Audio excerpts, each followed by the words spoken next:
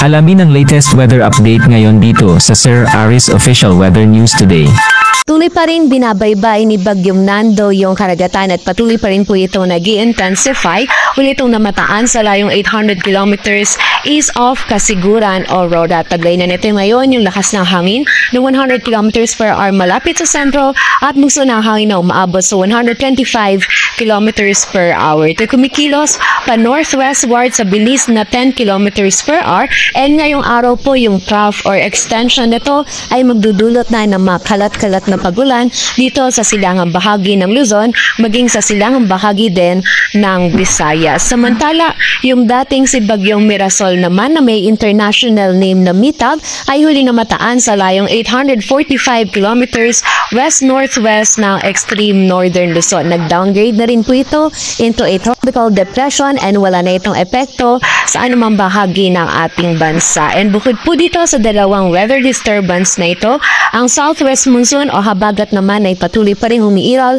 dito sa may western section ng northern at central Luzon, maging sa bahagi din ng southern Luzon at Visayas, kung saan ngayong araw ay magdadala din po ito ng mga kalat-kalat na pagulan, lalong-lalo na dito sa may western section ng central Luzon, maging dito rin sa malaking bahagi ng southern Luzon. Kaya naman po doble ingat pa rin sa ating mga kababayan sa posibilidad ng mga pagbaha at pagguho ng lupa. At ayon na dito sa ating latest forecast track analysis ni Bagyong Nando, generally ito ay kikilos pa northwestward, then west-northwestward patungo dito sa area ng extreme northern Luzon.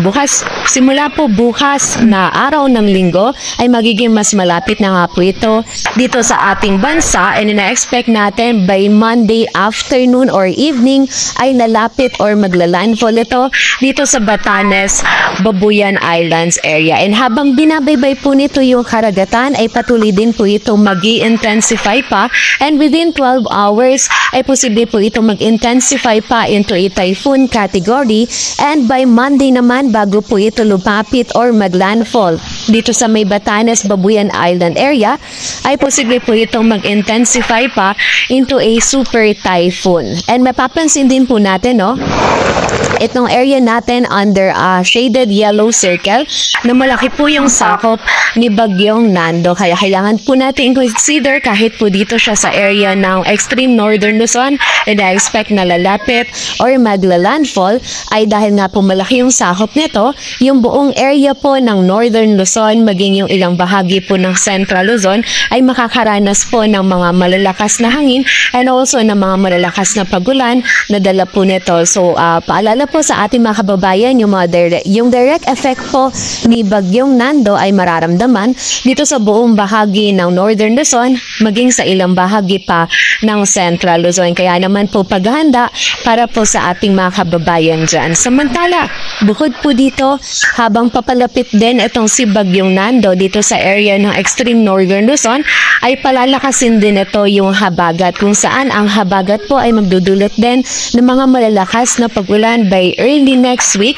lalong-lalo na dito sa may western section ng central Luzon, maging dito din sa malaking bahagi ng southern Luzon at ilang bahagi pa po ng Visayas at Mindanao. So muli po, expect natin bukod dito kay Bagyong Nando, yung habagat din po ay magdudulot ng mga pagulan dito po sa mga areas na ito. Kaya naman muli, paghahanda po para sa ating mga kababayan